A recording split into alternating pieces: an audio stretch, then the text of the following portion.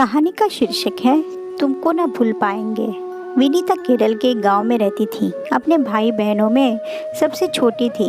संपत्ति के साथ साथ पिता ने लड़कियों को भी अच्छे से पढ़ाया लिखाया था। विनीता को खेल में रुचि थी, इसलिए उसने बास्केटबॉल में अपना मन लगाया। स्कूल कॉलेज की तरफ से दूसरे शहरों में भी खेलने जाती थी। उनके घर के सामने ही एक तमिल ब्राह्मण परिवार रहता था। उनके बच्चे, विनीता के भाई बहन सब मिलकर खेलना, कॉलेज, स्कूल साथ जाना करते थे।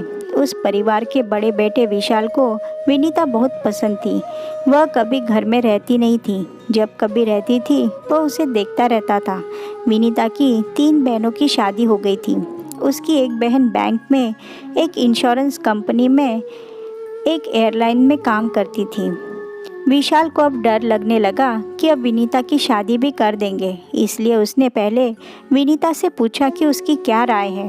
उसने कहा कि मैं अभी बीकॉम पहले साल में भी पढ़ रही हूँ, और दूसरी बात, तुम ब्राह्मण परिवार से हो और तुम्हारे घर वाले हमारे रिश्ते को कभी नहीं अपनाएंगे, और मैं अपनी ज़िंदगी में बेकार की परेशानी मोल नहीं ले सकती हूँ।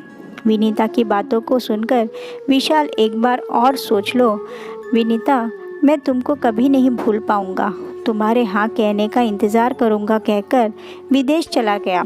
इस बीच विनीता ने एमकॉम पूरा कर लिया था। विशाल विदेश से 8 साल बाद वापस आया। फिर से उसने विनीता से उसकी राय जाननी चाहिए, तो उसने कहा कि मैं अपने पिता से बात कर लूँगी, परंतु तुम सबसे पहले अपने माता पिता की इजाज़त ले लो, फिर मेरे माता पिता तुम्हारे घर आ जाएंगे। विशाल उसकी बात मानकर अपने घर गया। उसके पिता को पहले से ही विनीता पसंद थी, इसलिए उसकी माँ को भी विनीता को अपने घर की बहू बनाने के लिए तैयार होना पड़ा। विशाल खाना बनाने का शौकीन था, इसलिए वह एक बहुत बड़े रेस्टोरेंट में शेफ़ का काम करता था।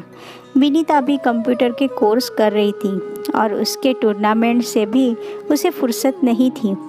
इस बीच विनीता के पिता और विशाल के पिता दोनों ने मिलकर अपने बच्चों की शादी मंदिर में कराने का फैसला कर लिया था।